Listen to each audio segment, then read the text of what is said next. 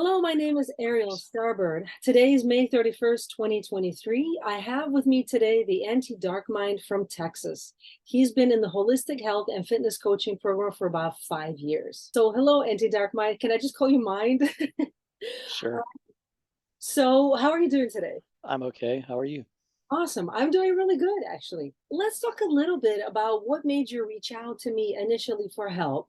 What issues were you trying to solve at that time? Just trying to get healthy and I wanted to lose some weight. I believe that it was back at that point when we ran across each other because you were talking about juicing and different things. So I started trying it.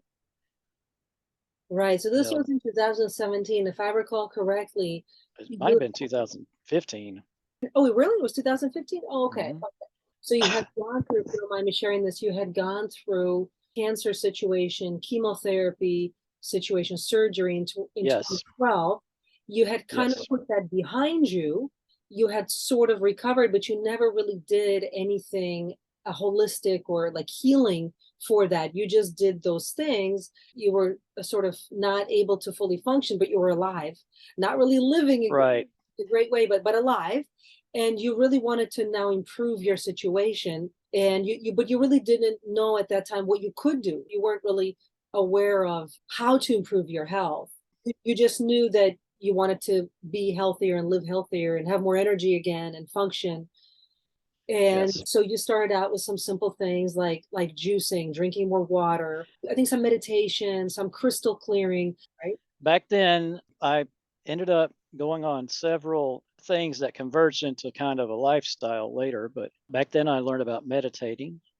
Although I kind of had already been aware of that from some previous martial art stuff, the qigong, that type of meditation, you're really just kind of emptying your mind.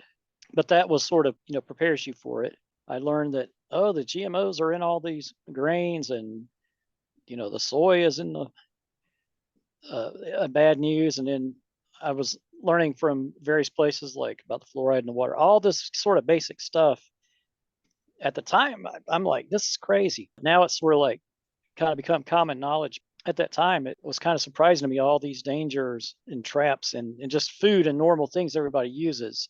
I went to a nearby convenience store when I learned about the GMO and the soy in food. And I spent like 2 hours and I went through almost everything I could find in there looking at the ingredients.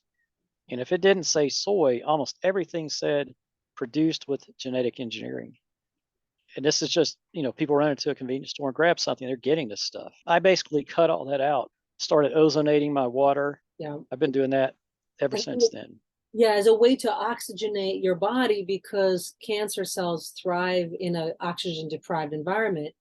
So when you oxygenate everything, that's one simple way to avoid meds and yet start to starve cancer cells if there was any there. It's just overall feeling better when you're oxygenated. It also is good for like destroying pathogens and things like that. So it's a very simple thing of just ozonating your water and then drinking it, but it helps so many different things. At that time, I think you were also really focused on growing your own food in your garden, and you Yeah. were growing organic foods, and that was a portion of your diet was coming from your garden, which is amazing, I think, to have that.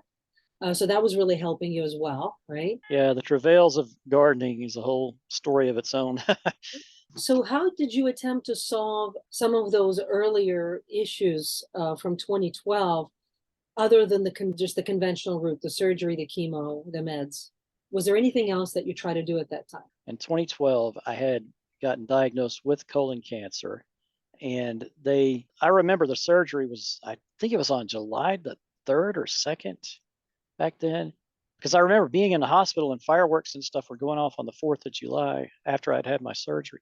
But they went in and removed that section and they put me on 6 months of chemo where you would go to the facility and they hook you up like with an IV. They put a port in your chest right here. It's basically a thin membrane and they connect that to your arteries, vein, and it makes it easier where they can just put IVs and they can do blood draws and stuff right through that instead of having to get your arm all the time.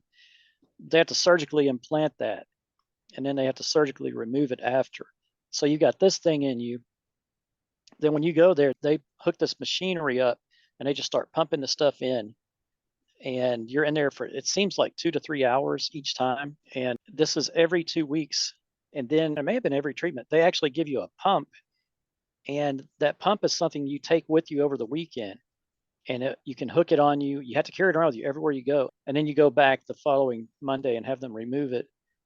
It's just, people who have experienced it, they'll know, but you get all kind of side effects from it. Can you speak a little more to that? What kind of side effects were you having? One of the worst ones for me at the time was, but if you go and you touch something, if it's basically cooler than lukewarm, it will feel like you touched an electric socket. It just like, it shocks you. And so you can't reach in the refrigerator, for instance. You have to I had to wear cotton gloves to reach in the refrigerator and get anything out.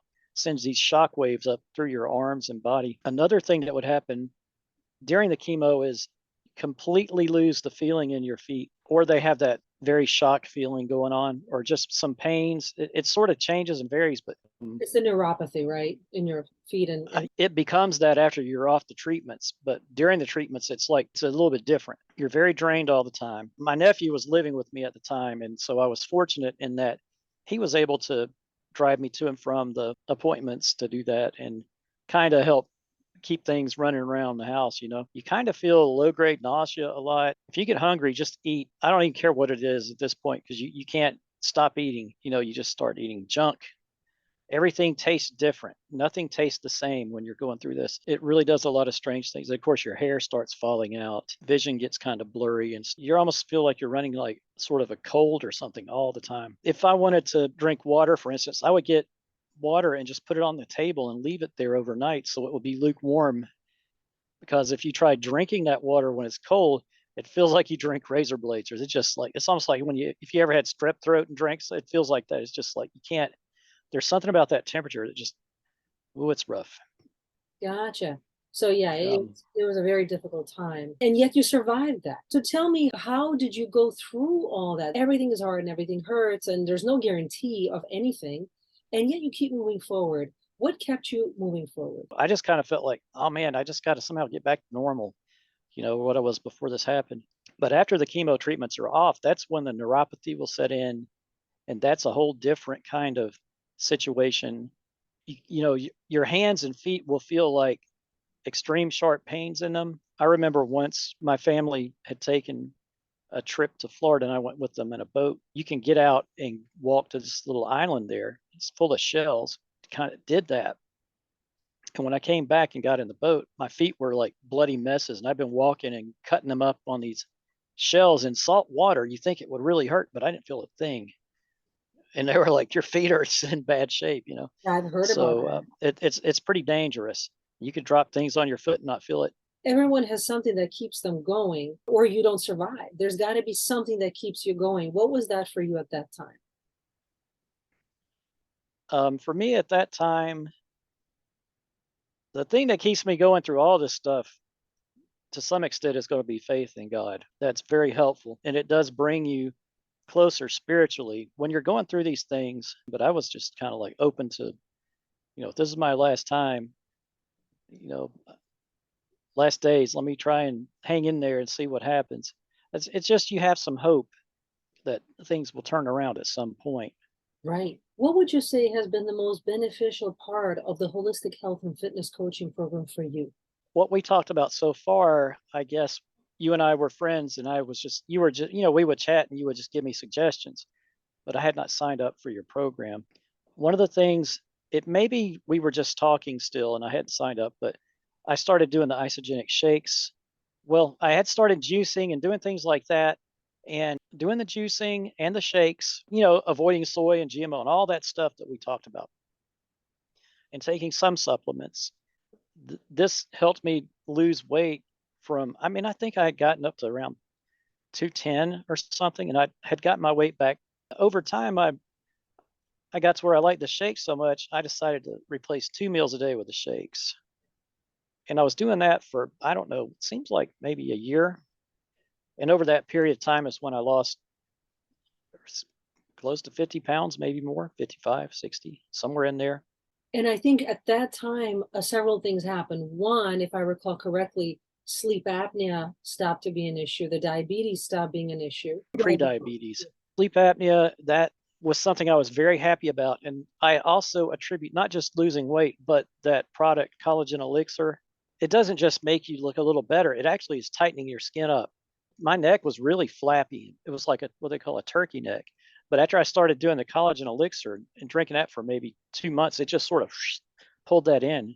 And I think that also helped to cure the sleep apnea. I think so as well. I think at that point, when you lost some of the weight and you got a little more energy, I think you started to move around a bit more. You started to work in your garden more. And I think the movement, because before that, I think you were in so much pain and not a lot of energy, a lot of time lost during the day with falling asleep that you were not able to move around much. But then you did start to be able to move significantly more. And I think that movement also helped to alleviate some of those issues. You weren't yet, I think, exercising, but working in your garden several hours a day kind of Yeah, counts. I was pretty active outside and very physical stuff. So probably at least 30 minutes a day, but it was more than that most days. It was like an hour. So that was the first portion of the, it was very nutrition oriented. And then later on, we added the fitness where you actually started to be able to Yeah. work out. And that portion was still very nutrition oriented and working with whatever tests you were doing, to prove how Yes. those tests looked. And then eventually you were ready to start moving to actually doing physical fitness, which research shows is incredible for cancer. You were worried that you wouldn't be able to move and exercise, but you were able to. Eventually, you were doing just Yeah. fine. At that time, it was very difficult because the neuropathy, for one thing. So So another thing we started learning about was the CBD oil, and that's helped to take a lot of the edge off the neuropathy. right. That's what a lot of people tell me who are recovering from all sorts of things, whether it's injuries or surgeries or things like that. The CBD really helps with the pain. When they first came out, obviously I was very skeptical of it, but since then I've just seen so many ways that it helps people. I'm definitely now a believer that some CBDs is really good. I don't know about all brands. I can't recommend all brands. So listeners, don't run Mhm. out and buy just any brand. Be careful what brand you get and make sure it's organic, et cetera, et cetera. And I can recommend some that I think are some of the best. I tried so many different ones to find what I think is the best. And there's really like only a few that I thought were really good. Not that the other ones were bad, but I just didn't feel like anything was happening. Maybe it's just me. So if anybody's interested, I can recommend some specific things. So just to kind of keep the timeline straight in my mind, at this point, we're talking about where I had gone in and had an overnight sleep study, and I guess all the weight loss and the collagen elixir is what I feel like helped. But they told me I don't have it.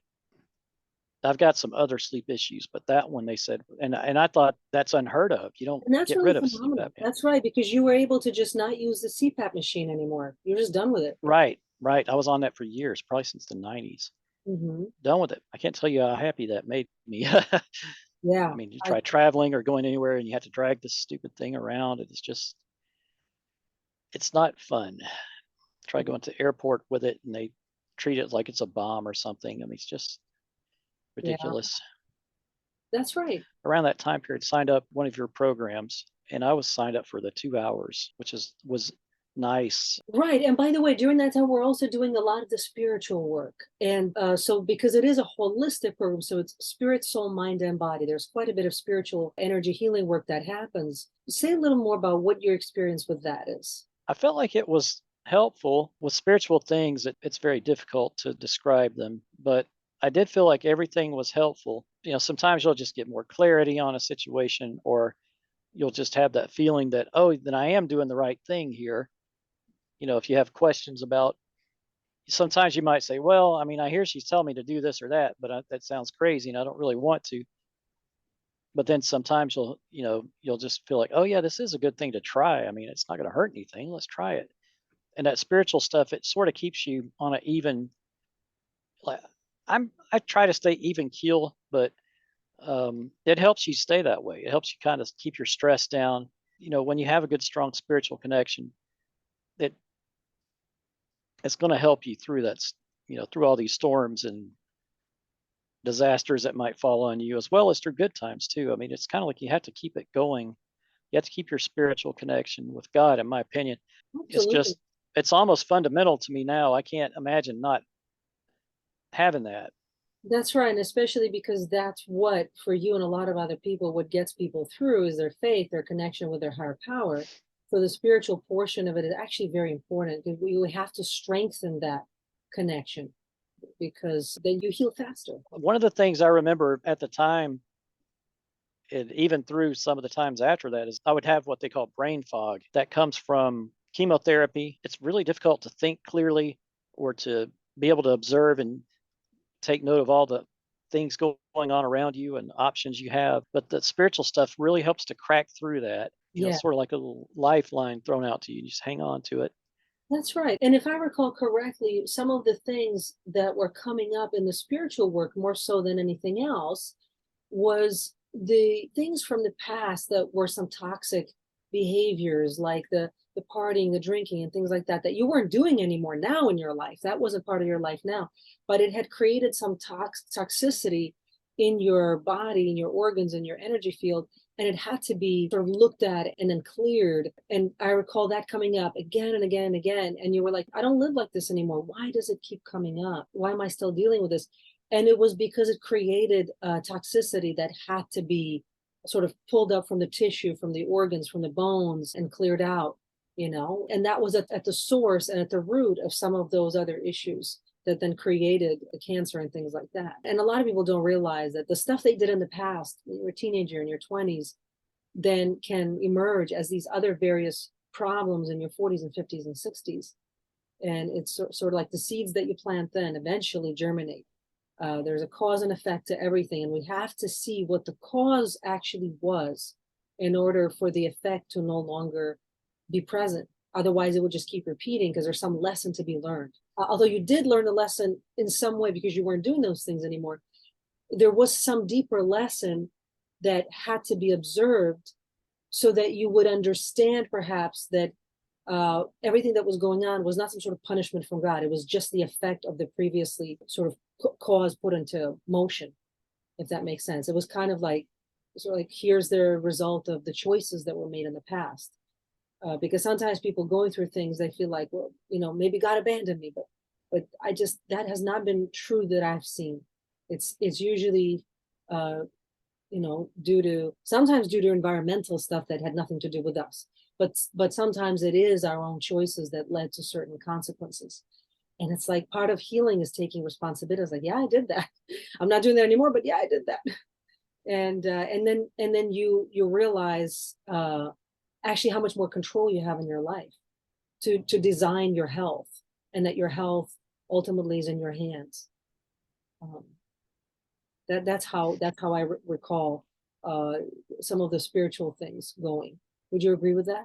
Yeah, I guess so. I didn't know until working with you that some of these poisonous things, they just kind of hunker down in your body and they can stay there for years, decades, just stored away somewhere in your body until you start detoxing them out.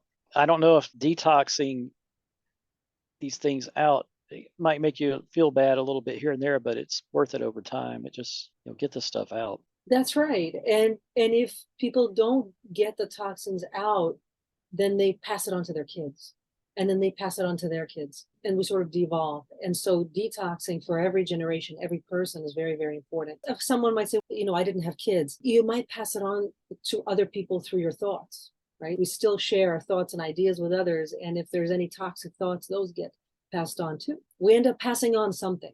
We end up making an impact. And that's why hopefully we're making a positive impact with this conversation. So yeah, there was quite a bit that we actually did in the program. Do you have anything else that you feel in the program was particularly helpful to you that we haven't mentioned yet? Yeah, there's a lot that it helped me with. I don't feel like we've even talked about the program yet. We're mostly talking about before that. At some point, right around, I believe it was right when I had started working with you as a client, that's when I got the diagnosis of a recurrence of the colon cancer. So for me, it was fortunate that we had started working together then, because that is a big help on how I got through all the following things that happened. But that did recur. That's right. I think you got the diagnosis, and then you're like, yeah, I really gotta do the actual program. I want to say that was in April or something. And so I was thinking, well, when we were talking about alternative and holistic therapies and all these kind of things for cancer, but the problem was that this was a partial blockage of the colon, and I started having some really bad symptoms from that. And I kept thinking, well, maybe if I go to this facility and go on this 2-week thing, and maybe that will make the tumor shrink and all this stuff. And I was kind of planning maybe trying to just go holistic, because you had brought to my attention how many problems are lying in the medical system. And I was unaware of a lot of that, but now, of course, I'm much more aware of it. I talked to my surgeon, and she had scheduled me the time to have the surgery to remove that. So, well, it'll be just like the other time, but I don't want to do chemo again. I thought, well, if I can even avoid the surgery, that would be nice too. But what happened is the colon ruptured, and that ended up putting me in the emergency room, and I pretty much didn't make it. Almost one day I got to where I was feeling really full, and I'm like almost vomiting, and just nothing was making it go away. And I don't know what's happening. And I started getting weak, and I was like, I better get to the hospital. And sure enough, that's what had happened. And so I went in there to the emergency room, and the surgeon found me, and I feel like she was a pretty good surgeon. She found me in there, and she was like, I can't find you. And I'd found a wall in the back near the bathroom, and I was just like clinging to the wall, barely clinging to it, just so I could run in there and try to throw up. And it wasn't happening. After that, for some time, I don't know what happened. She alerted my family, and they came. I mean, I don't know what was happening on the physical world, let's put it that way. But they had, from what I hear, they had gotten me in the next morning, and she had gone in, basically cut me open all up through here, and she had to clear out all that stuff. And I think she said it took 16 cans of saline water to clear that out, all that in there. But she removed that section of the colon. I ended up with a colostomy bag. When I came back to sort of awareness, I know my sister and my dad were there, and the surgeon. The only thing I could feel was my mouth. Like I couldn't feel anything else in my whole body. I don't know if that was from all the drugs and stuff or what, but I just felt like I was not even in my body, to be honest. Now, over the time that was going on, I experienced many, many spiritual things, very interesting things I could tell you about. Yeah, this would be a good time because if I recall correctly, you actually had clinically died during the surgery. Do we know for how long? I know that my sister has told me that they came out multiple times and said, y'all need to come in and say your last goodbyes. And my sister would say, no, he's not going. He's a fighter. He will fight through this. You can't write him off yet. The surgeon she was like that too. She was like, buddy, I'm going to do everything I can do to get you through this. And she really did. My dad was very worried, my sister told me. And this was during a lot of the COVID stuff that you've heard about. And my sister has told me that, when I was in there were a lot of people in the emergency room that were dying. And she kept trying to keep my dad, sort of shield him from that, because he would get very worried if he saw that happening. And she just sort of kept trying to keep him down in the cafeteria, They had gone out and, said, he's just not going to make it, a couple of times to my family, please come in and say your last goodbyes. It probably was true, because I was basically off in my own spiritual world, or in the spiritual world during most of that. And what happened during that time when you were in that spiritual world? So some of this stuff happened during the surgery, and some of it may have happened when I was in the ICU afterwards. It's hard for me to know because I was just, boom, gone. I was basically living in spiritual mode through all this. One of the things I remember, it was really beautiful to see. I wasn't seeing with my eyes. In fact, I doubt my eyes were open. I was just, somehow I was aware of everything around me. I would see different, like a nurse or a doctor come through, and I would see wings on them, like angels' wings. And they would be very colorful, but they were metallic colors. I would see gold wings on some, or silver wings on some, or kind of brass or bronze colored wings on some, or copper colored wings. And I thought, wow, I just knew that they were helping. I felt like God was using those people to help others that were suffering in there. I don't know if I was seeing physically angels. That's what I saw. I can't really say if I saw actual angels in the place, or if I saw angels working through people, or what I was seeing there. But because I was sort of in the spirit. Another thing I found fascinating, and this I saw and heard over several days, is that every person had a sort of a musical tone or chime, or a small kind of music would be associated with them.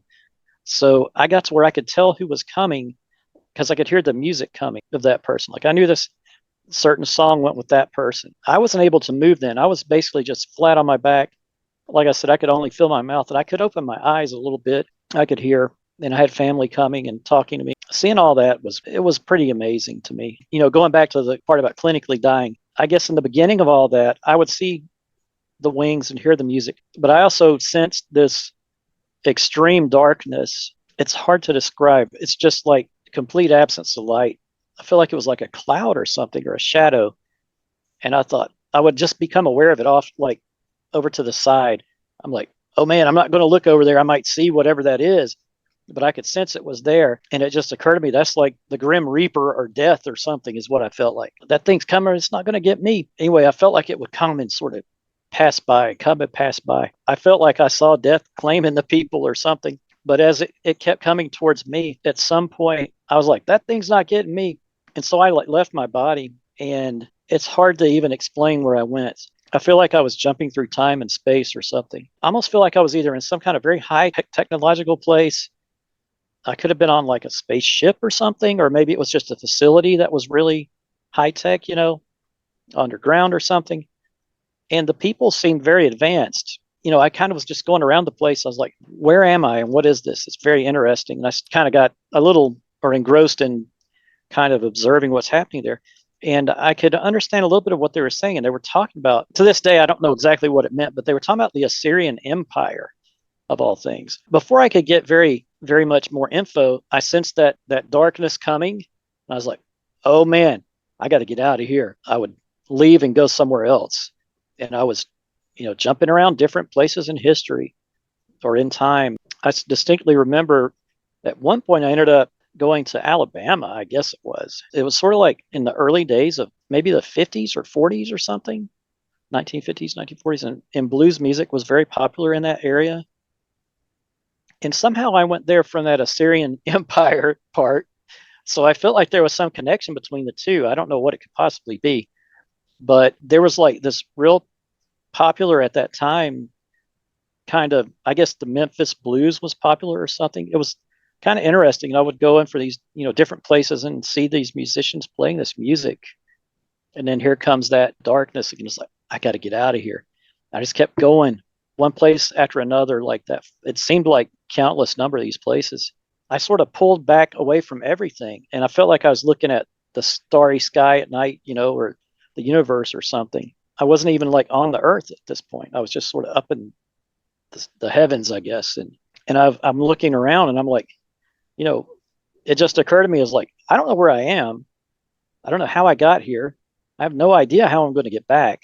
I'm like, this is crazy stuff happening. And these things were coming down. I say things, I'm trying to say like stars. I thought I was looking at stars, and I started observing it more closely. Have you seen those diagrams? I think they call them like heat map diagrams or something. It was almost like looking at that, but the stars and all the things, I started noticing they had a color coding to them. And so like all this color, oh, that was like the Egyptian Empire when it started and when it ended. It had a distinct beginning and end. All those little spots and points, as I looked at them closer, each of those weren't really a star. That was like the life of a person or of a family or a civilization or a city or something, these kind of things. All of that was encapsulated in that area of these points of, I guess, time and space. There's the Babylonian Empire, or there's this one or that one. It's like everything had a distinct beginning and end to it. So I guess you could go to those points and look at what happened. I don't know. And I was just like mind boggled, even trying to describe this. It was like a blizzard, and these things are just like blowing around. At some point, I was worried. I was like, wait a minute, where am I? I have no idea what I'm supposed to be doing here, why I'm here. And these things are sort of like falling like confetti right in front of me. As I looked closer, they were shaped like little diamonds. They're just all sort of shapes and sizes falling. And they were spinning, and one of them came down and stopped right in front of me, just right in my face. And I looked, and it was like a mirror. And as I looked in there, I saw Jesus in it. And he was in there he had a pose kind of like this. Found a famous picture that's like a mosaic. I think it's an Orthodox Christian that looks just like it. But anyway, I saw him there. And he said, keep your eyes on me. Follow me. I know the way out of here. And so I did. I just followed him. And then I was back in the hospital. I'm pretty sure that was a near-death experience. But I knew after that, I was like, man, I'm going to be okay if Jesus showed up to help me. There's, no better help than that. And I found that I couldn't talk. I was in extreme pain. They kept giving me a lot of drugs that kind of numbed the edge off of it. But, if they were a late bite at any amount of time, it was painful. I couldn't form words. And I heard them say, we need to get him a speech therapist. I thought, man, have I lost the ability to talk? My sister could understand what I was saying or thinking.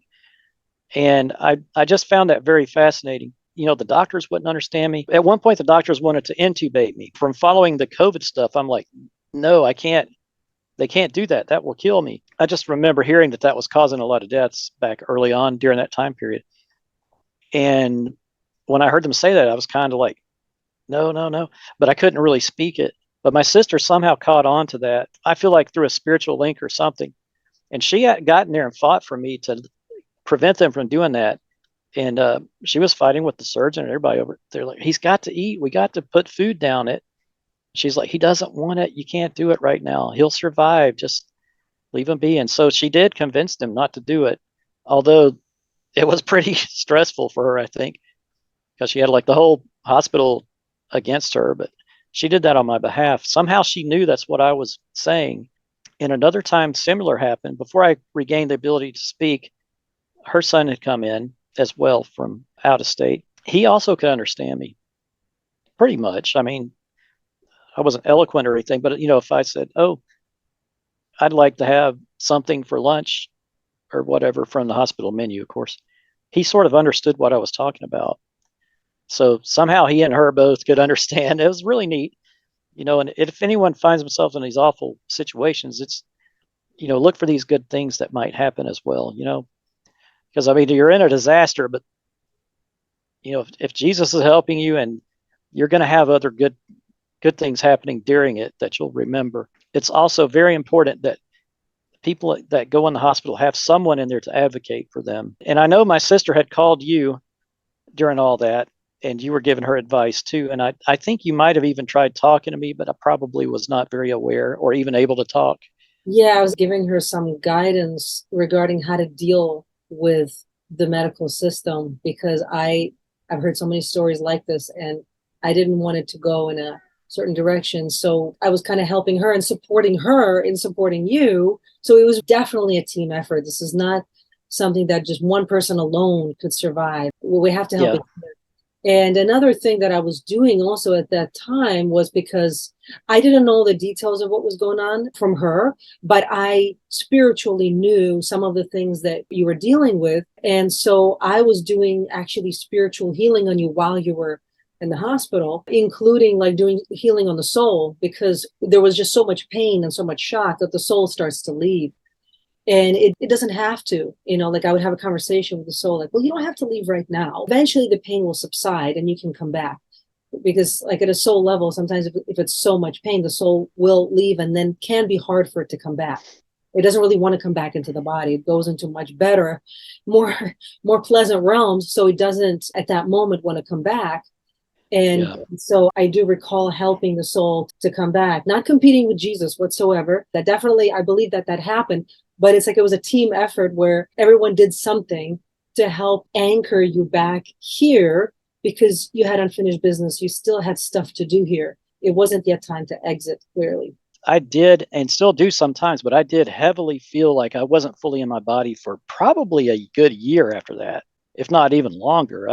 I still feel that way sometimes. Like I'm not really fully back in my body. Like, it's hard to explain, but it's this feeling you have where like you only seem to pay attention to spiritual things, and the physical world just goes by, and it's like you think it's Monday and it's Friday. It's like, what happened to the rest of the week? I was just off in my spiritual la la land. Or so. That's what I mean when I say it.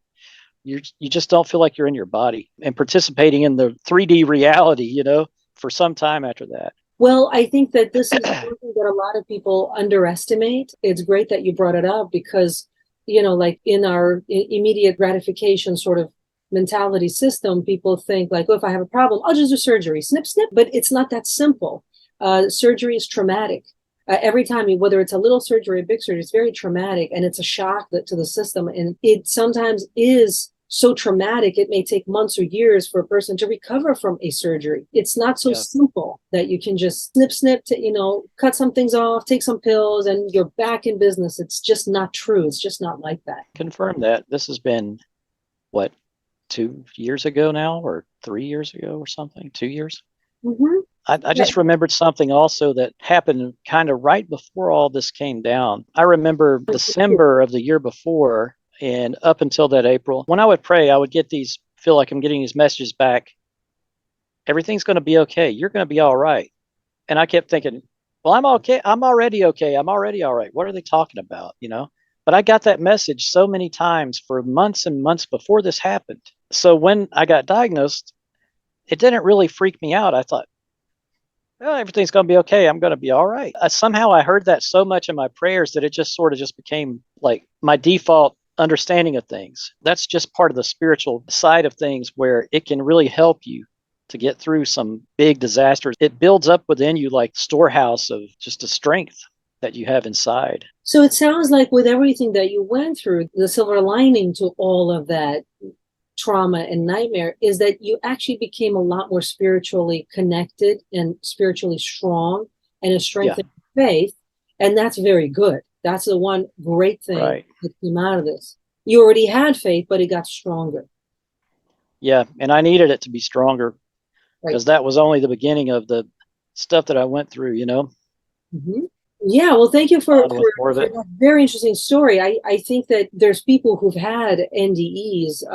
NDE means near-death experience, and they're always very interesting. They're always hard to explain. So thank you for sharing that story. I know there's even more to it. There's even more to that. And feel free to share at some point if you want to, as we continue the conversation, as it comes up, because I know sometimes the memories, it's a little bit hard to remember all those details, and then they pop up. And it's actually really important. If something comes up, feel free to share that. So what would you say is the most important thing you learned in the program so far? And how are you applying what you learned in your life? I guess it's really like it's helping me help myself, Yeah, self-care protocols. It's helping me to kind of get through these things that are happening when they're happening. Another thing I feel like from just up to the point we talked about is that I had, lost all this weight, and I'd begun getting a little more healthy. Had I not done all that, I may not have survived this at all.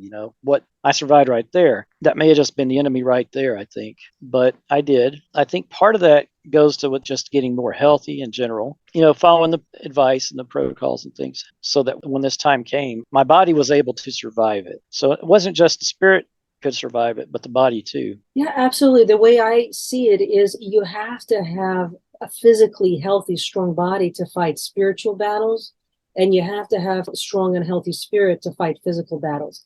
The two are inextricably linked. If you have a healthy spirit, don't have a healthy body, well, then they disconnect. Spirit goes somewhere else. The body can't house that spirit. Ultimately, the body is spiritual. That's kind of the one thing I really it's what I learned from my struggles, that the body ultimately is spiritual, and we have our spiritual experiences in the body. That's why we didn't stay just as a floating spirit somewhere. We took on a body. And there's a purpose to all these struggles. There is ultimately a spiritual, you could say reward, or you could say like a higher spiritual purpose, let's put it that way, to all of this. I'm just never a believer that people go through these dramas and traumas, not that you are, but some people get very discouraged, that it's just some sort of, that God abandoned them and they're just being tortured by the dark side, and there's nothing good that's happening to them. And I just want to encourage, the listeners to maybe reframe that. Maybe you're meant to become a spiritual warrior.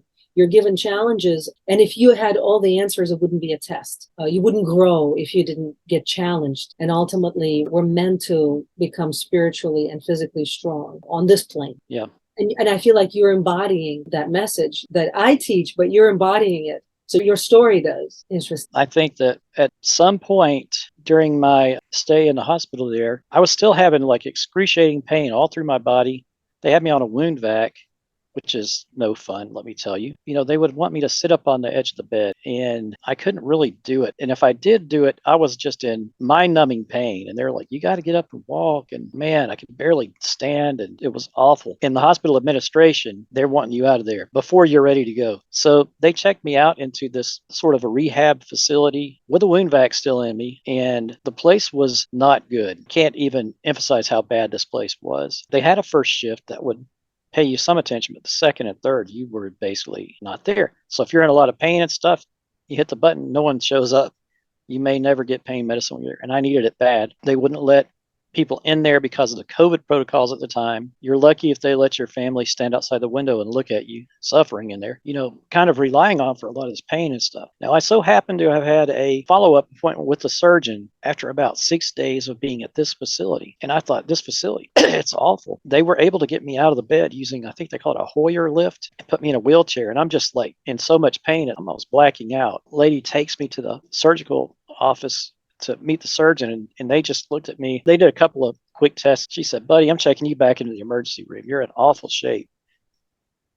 And they checked me back in. And just to make a long story short, I had developed, she called them stress ulcers in my body, and they were bleeding. And so I was basically bleeding out and didn't know it. But that's what was causing all that pain. So basically you were being neglected so much that you were bleeding to death. They couldn't see it.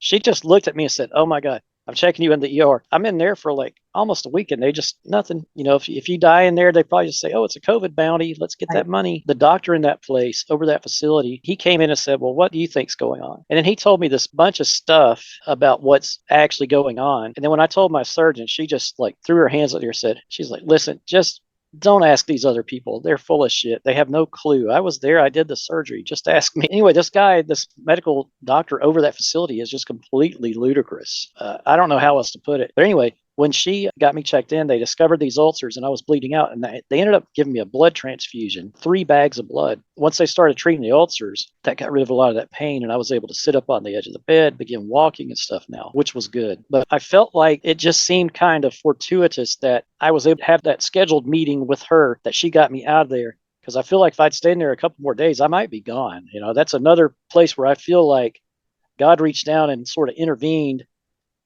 You don't have to have a lightning bolt and thunderclap for him to intervene. It could be something subtle like that. That's what I personally feel like. It's just that he had that all set up. So they checked me into a new facility after that in another location that was much better. And they had a good dedicated physical therapy team that helped me to get, back. I remember the way it goes is, you sit on the bed first, then they get you off the bed. Like, can you stand up and sit back down? You can do that for a couple of days. Then they get a big chair in there and they like, can we get you to this chair? And so you get to that chair and you sit in the chair for a few hours each day. You're just slowly building your body up. And then you get to a wheelchair and they're saying, hey, if you feel like it, go ahead and roam the premises in the wheelchair. So me and the roommate there would go out and roll around. But, then you progress to using a walk, and then you progress to using a cane. And then eventually you're not using any. The physical therapists, they'll have stairs and bicycles and all sort of things. They really do a good job if you're in a good facility that's not neglecting you. I guess if I was to say to people, if you have a person going into any of these facilities, you got to stay in there and see what's happening. Some of them are just awful. From the moment I went in with the colon rupture to the time I got out of that rehab facility was about 2 months. And you kept working with me through all that. I'm sure I was basically incoherent for most of it, but we would have our scheduled weekly conversations, and I don't remember most of them now, but I know you were there. Yeah. And also I was times when I was also doing remote work. It's called remote energy healing work to keep it consistent, and sometimes jumping in like during the time of surgery when I knew that was needed. And I do that for my clients. Some people don't know what remote work is, but that's when a person is in a coma or is in a hospital, and I do energy work on them. So they're not on the phone, they're not on Zoom, energy work on them. So one of the things that happened as I got home is it dawns on me the reality that I've got a colostomy bag now. What's happened to me? I'm not anywhere in the same position I was in when this began. And so that meant I had to get a shower bench, which is something you put in your bathtub and you sort of sit on it, and you need one of those handheld shower heads. And you really aren't able to take a full shower like anymore because of this thing. You don't want to get it wet. And just struggling with that, it was not pleasant at all. So I went and I asked the surgeon, this would be like maybe a year later, the next year, 2022, I guess. I went and I asked her, is there a way to reverse this to get rid of this? And she was saying, I can't really do it, but let me check with some of my friends. I think maybe one of them can help. And she did. She put me in touch with another surgeon that was at another hospital. And I went up and met her. And she said, well, I might be able to help you with this. She wanted to do a colonoscopy and see if there's enough of the pieces left to put them back together. And she had mentioned, even if your colon isn't big enough to reattach all the parts to the rectum, we could just remove the colon completely and attach the small intestine directly to the rectum. Boy, I hope that doesn't happen. She also said, hey, well, something I haven't mentioned during all this is when they removed that colon cancer out, it had started another colony over on my right abdomen near the kidney. And so this surgeon noted that, and she was like, you know what, I've got another fellow surgeon who can come in, we'll do the surgery at the same time, and he can come in and get rid of that cancer while we're in there. I thought, okay, that sounds like a good plan.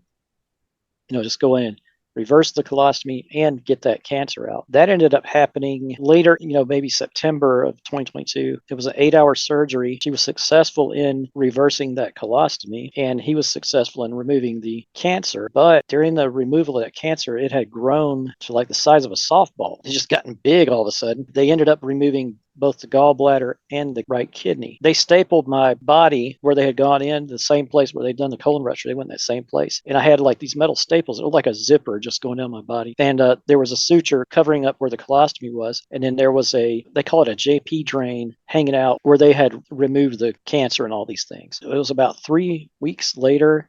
I went back for follow-ups with them, and they removed the suture so the colostomy wound could heal, pulled the staples out, removed that JP drain. And my dad had taken me up there, and he brought me back. Through all this, I was just feeling kind of awful and tired and drained and barely hanging on. My dad brought me home and dropped me off, and I went back in my bedroom and laid down. I left my phone out in the living room, and I just fell asleep. And I woke up maybe an hour and a half later. It's like, oh man, I drank some water. I fell back asleep. I woke up an hour and a half later. I drank some water. It's like, oh, this is bad. And I kept doing that. I did that the rest of that day. So let's say from 3 p.m. throughout the entire next day. This is another place where I think a positive spiritual thing happened. I had scheduled a call with you that Friday, and this all started on a Thursday. And so I missed the call, and you were trying to contact me, and my phone was in another room.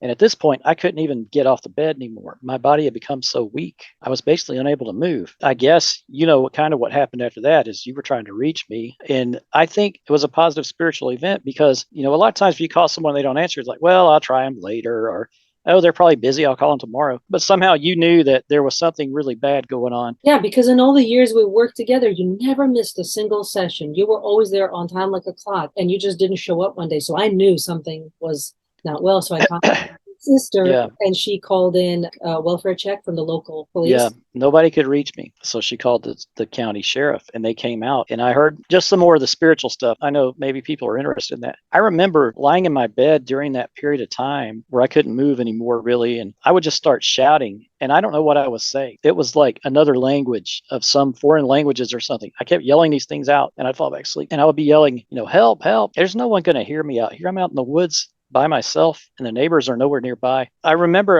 I kept either shouting or verbalizing these strange words. I don't know what they were to this day. Then the sheriff came up. He's like, sir, can you let me in? I was like, I can't do it. Can you come in through the back or something? They ended up breaking the back window and coming in through the back door. And he was like, sir, do you want me to contact an EMT? You look like you're in really bad shape. And I was like, yeah. And so he did. I felt like he was a very kind officer too. He offered to feed and water my cat. There were some other things he did. I felt like he didn't really have to do that, but he was very nice. The EMT somehow got in here and got me on a stretcher and got me to the hospital. Through all this time, I'm still praying and hearing everything's going to be okay. You're going to be all right. It sure doesn't seem like it, but that's what's happening is, all these disasters. But I kept hearing that when I'm praying. Luckily, you had got the intuition that something was wrong, because when I was in the hospital, it turns out that I had septic shock. I guess when they pulled out that drain, it was too early, and some fluids had continued collecting in my abdomen, and they were infected overnight at this hospital. And I kept waking up and saying things in another languages. I don't even know if it was one language or multiple different ones. I kept doing that in the hospital, in the ER. And there was this Asian nurse there. I remember her. I remember some things, like I would wake up and I'm like in this room full of bright lights on. I'm in the hospital. She would be saying, sir, what are you saying? I was like, I honestly don't know. It's like she understood it, but she wasn't sure I was saying what I was saying. It's very crazy. I wonder if you're talking an angelic language. I've read there's like a gift of the Holy Spirit of speaking in tongues, and maybe that's what it was. I honestly don't know. It's not like I'm doing it now, but it was just kind of a fascinating. I feel like it was a spiritual thing. Now they said, oh, he's delirious. Okay. But with all the spiritual stuff that's been happening up to now, I'm going to go with a spiritual event than delirious, But they did get me in there, and they found out that it was an infection, septic shock, and my organs were shutting down. So had that gone on for another night, I probably would have died right there too. But I feel like somehow you got the spiritual intuition, something's wrong. I better, and you you called my sister and got ball rolling, because I think if that had not happened, I'd be gone right now too. That's another point where I feel like I would be dead. Anyway, they did get me stabilized, but what happened now is my organs were shutting down, and my remaining kidney, since they had removed the other one, this one shut down. So I ended up on dialysis. The dialysis, they were doing it in the hospital. I want to say I was in a hospital for was it 2 or 3 weeks maybe? I'm not sure the exact time. But after I got out of there, I basically had to sign up and start going 3 times a week to dialysis, Monday, Wednesday, and Friday. I know you saw me during that time. The only thing kind of close to that was the chemo, the way you felt. It's like you feel like a ghost. You don't even feel like you're alive anymore. It's like you basically live to get there and get back home. You go on Monday and they pull all this stuff out of your body or whatever, and you get home and it's like it hits you. You get headaches, you're exhausted. The next day, you're sort of recovering from it, and then you're back in there the following day. I kept praying through all this, and here's another spiritual thing that happened. I was dreaming one night after maybe 2 or 3 weeks of the dialysis. I kept praying, like, God, can you please heal my kidney? I can't deal with this. And I had a dream, and I saw when an elevator door opens, it's bright in there. It's like, you see light in it. I saw something kind of like that in the sky, and I saw Jesus come through it. And he reached down and he put his hand on my left side where that kidney is, and he held it there for a few moments. And then he went back. I want to say it was 4 or 5 days later, I went to the dialysis clinic, and the doctor came and he said, well, sir, it looks like you're ready to come off of this. Your kidney's at 39% now. That's good enough to get off the machine. I was like, thank you, Jesus. I'm like, this is great, because I just thought my life ahead is going to be awful if I'm having to do this every week.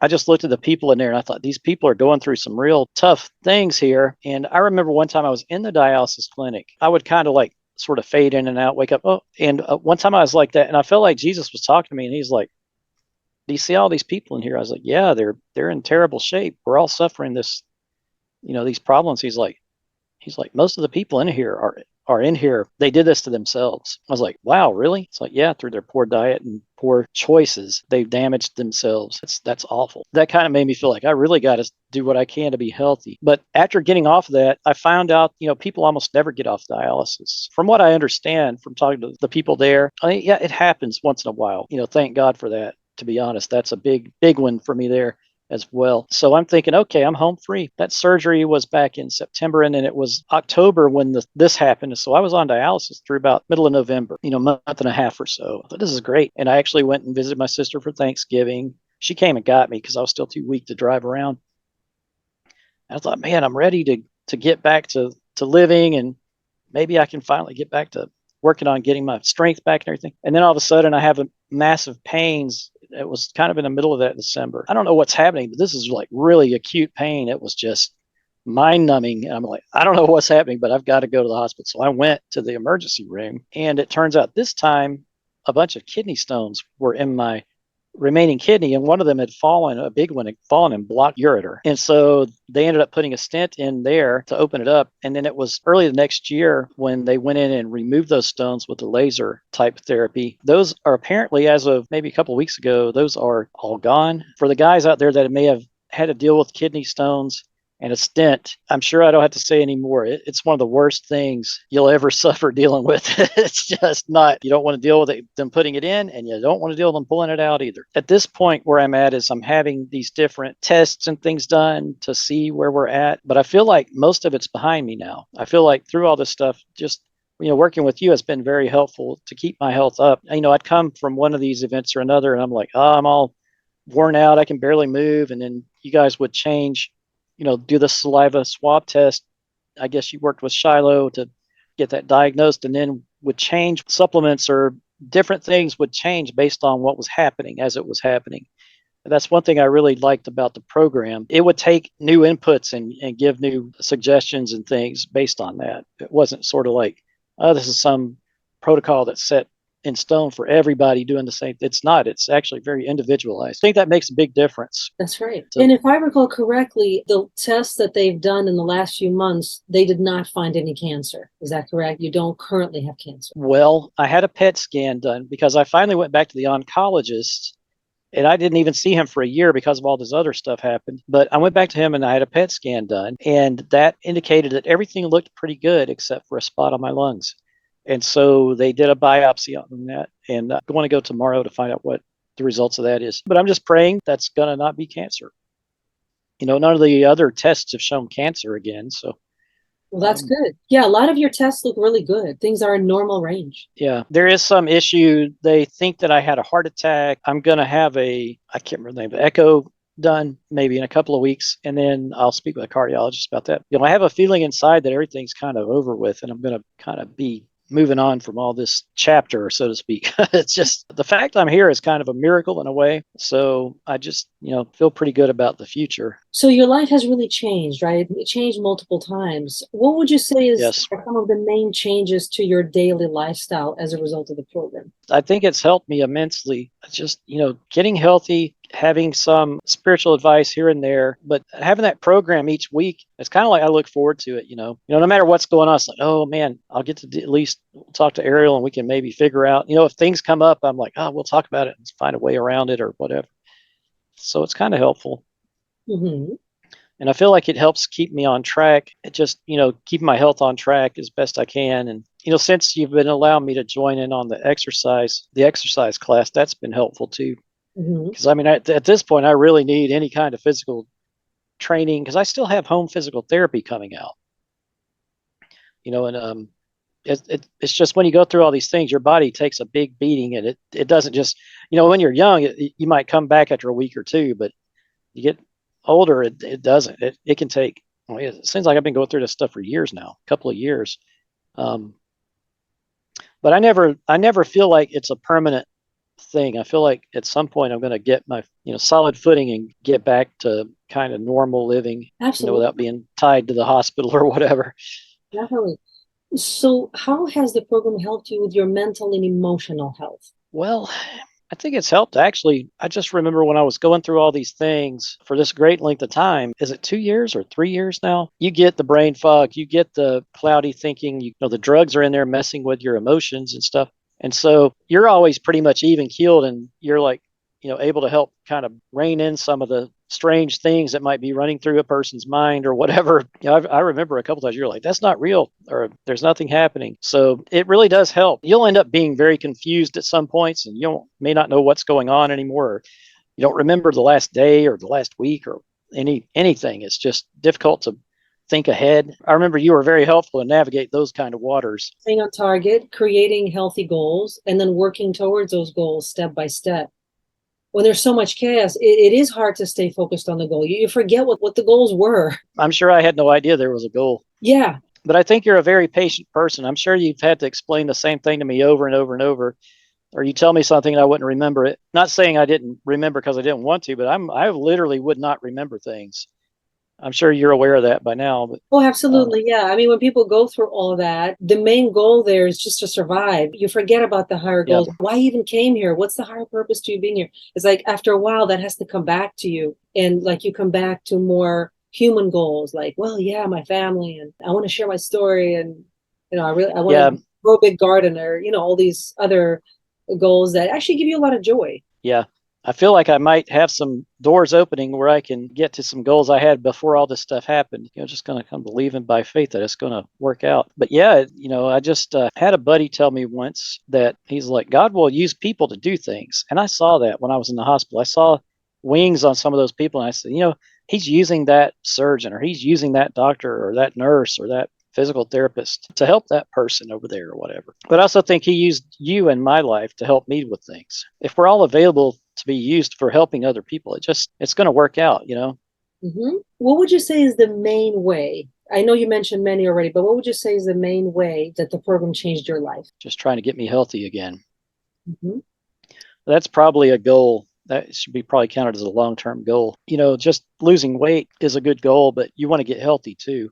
You don't want to be thin, but have all these kidney damage and all this crazy stuff going on. What the program does is it helps you little by little. I mean, I remember once we were looking at some results from one of the bioscans, which I love the bioscans. They're so detailed, but we were looking, there was like so many things are in disaster level. It's like, well, we're just going to pick the top 3 and work on those. And as you keep doing that, things just start improving overall. And it really does by following the different suggestions or supplements or recommendations and things you guys have. It's just over time, it snowballs. You get better and better and better. As far as how you feel, thinking clearly, it helps. Mm-hmm. I guess having that weekly meeting helps you to stay on target. If it was like a once in a month or just a few suggestions from a friend and no one's really checking in on you to see you've gone off track or to tweak the supplements you're getting for one reason or another. I feel it's very nice that you guys can do that. You can go in and say, okay, well, we had you taking like 4 teaspoons of this, but now you need to drop back to 1, or you need to increase your silver by 2 teaspoons for this month. The personalization of the program is what I like. Excellent. I mean, it feels like mostly it's really designed for me, and not just a cookie cutter approach. Like everybody does the same thing. There may be some parts of it that are like that, but that's right. Yeah, it is very customized to each person. Every person has a very unique journey. Going through all these things, I felt like it was essential to stay on the program during it, because otherwise I would just have the current medical system's input on what's going on, what to do about it, and everything else. And I think I might have had a different outcome by now if I'd only been doing that. What would have been that outcome? I don't know. I mean, I may not have survived some of those things that have happened through all that. Since you were telling me after the septic shock that the silver would be more beneficial for me than taking antibiotics, it's things like that, like in redeveloping my gut with the probiotics and just all the different things we're doing. It's just a whole lot. But if anybody's wondering, I think it's recommended. That's right. What would you say you're most proud of achieving in the program for yourself? Right now, sticking with it for one thing. I've noticed that, like, if I try to talk to my family about even just making a dietary change, they can't do it. They can't make the smallest change, and I'm like, why is it I can do all this stuff and I'm half dead all the time, and you guys you can't even do a tiny thing here. I just don't understand that, but I just, know what I mean? It takes a high level of discipline in order to do a program for multiple years and to survive everything you've survived. Thankfully, I think you were already somewhat of a disciplined person. I would say probably a highly disciplined person, because you mentioned how you trained in martial arts quite a bit in the past. Well, yeah, back in the day. And that mental discipline allowed you to become coachable and teachable through a very, very difficult time when it was hard to be coachable and teachable. So a lot of people they don't have the discipline. Yeah. I wish they did, but if they're not coachable and teachable, then and they don't have the discipline, there's not much I can do.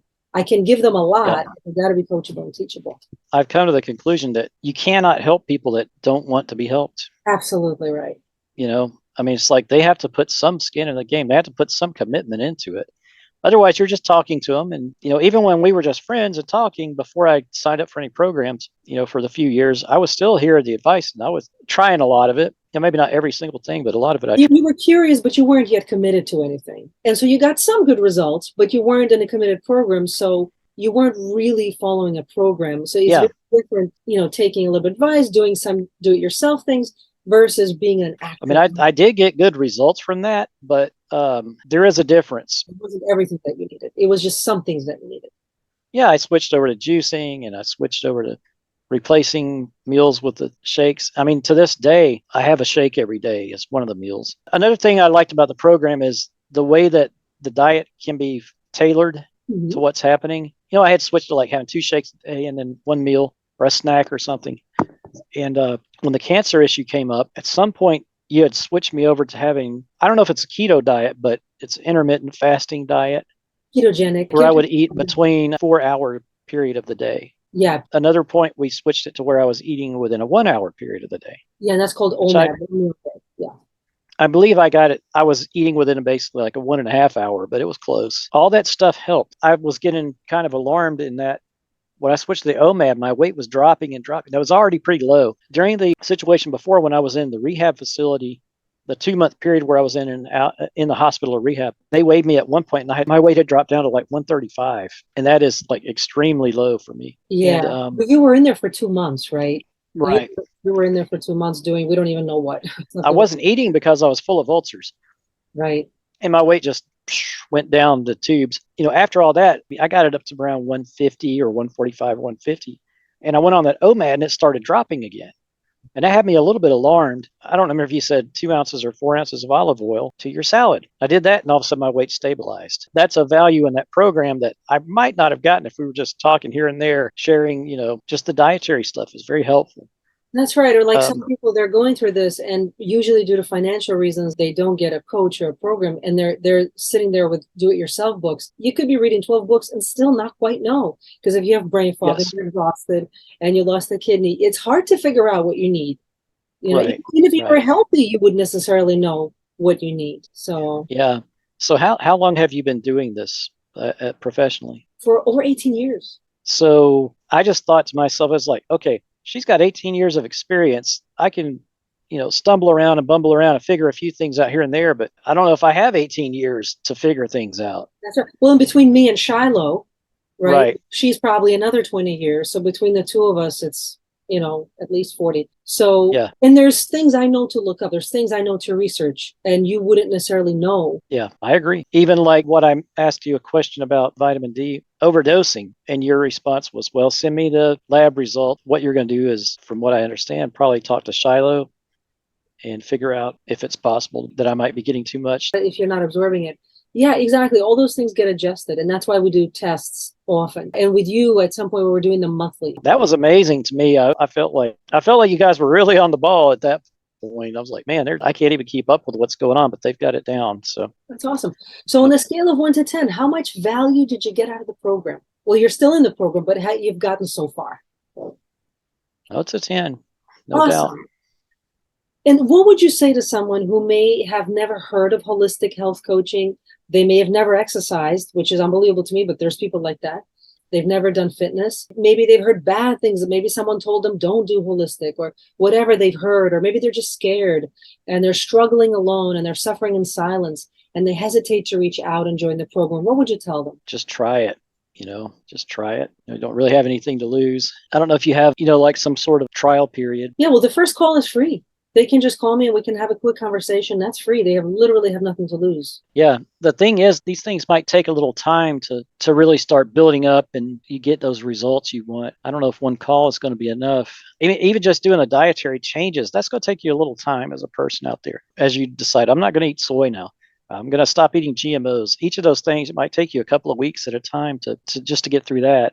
But the thing is like I was saying, you guys already have all the experience. You figured out all this stuff. That experience is available to people if they really want to take a crack at improving their health and everything. I mean, when I go to a regular doctor, admittedly, they don't know much about nutrition, for instance, or they don't know much about the vitamins or the different things. And you're just not going to get this kind of information out of them that I'm getting from you guys. Also, a person who's having health problems, kind of like a hopeless situation, health problems, what is that test called that Shiloh does? Well, she does the bioscan, SRT, and she does cytoscans. Okay, yeah.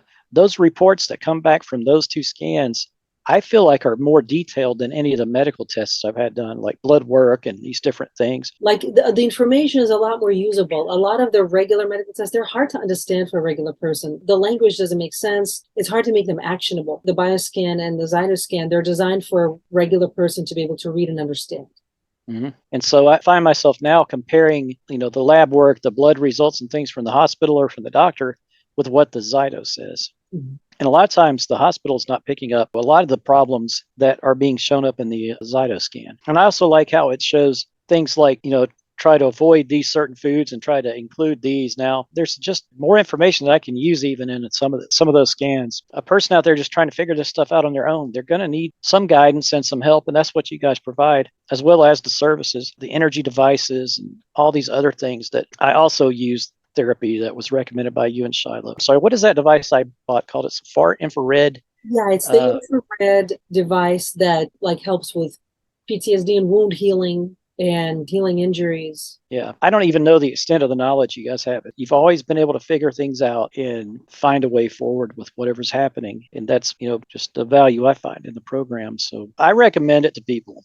But I know people have problems with money and stuff. So, but I work with people, whatever I realize stuff going on. So I, like we started off, your first plan was a certain way, and then you build up over time. I can be flexible with that and accommodate whatever situation people have going on. So definitely, if someone is out there and they need help, reach out. You certainly don't have anything to lose with a 15-minute free call. Well, thank you so much, and to Dark Mind for all of this very interesting stories. For me, the spiritual part is very, very interesting. I think there's going to be a lot of people very interested in that as well, and how you overcame all of that, and you still keep going, and now you have more goals, and that's awesome. Yeah. That you keep going. So thank you so much. And hopefully we will continue this conversation later and you can share more stories. that maybe will encourage Right. people not to give up when they're struggling, right? I remember one of the anesthesiologists, he saw me the next year when I went back in with the septic shock. He saw me and he's like, "Oh, I didn't realize you were alive still," like, how did you do it? But you just have to have inside of you a kind of like a will to fight. You can't just let the circumstances dictate to you how you feel about things. You've got to have that will to fight in there. Like, I'm going to get through this somehow. I don't know how, but I'm going to get through it. That's I'm going to right. find a way. There's just some spark inside you that you need to ignite. That's right. And that's what Don't let the fear of things overwhelm you. Like you get diagnosed with cancer. Just say, all right, how am I going to beat this? Don't fall into like, oh my God, it's cancer, I'm going to die. That's not useful to you. right. And that's what I call being a spiritual warrior, where you are able to fight through the situations, no matter what it is. You always find a solution. You always find a way through. Yeah. Got to keep fighting. Even when you don't know why, just keep swinging, just, Yeah. You have nothing to lose by continuing to fight. That's right. If you don't fight, you will definitely lose. But if you fight, you might win. Right. Yeah. That's right. All right. Well, again, thank you so much and have an amazing evening. And I will talk to you later. All right. Okay. Thank you. Thank you for watching. Word of mouth is the best way that people can find out about my work and the deep positive impact it has in people's lives. So don't forget to like and share this video with your friends, family, and social media. Also, check out the recommended video on the screen. If you would like to learn how our holistic health and fitness coaching programs can help you to achieve exceptional results with your health and fitness goals, please contact us to schedule your free 15-minute call. Link to scheduling is in the description.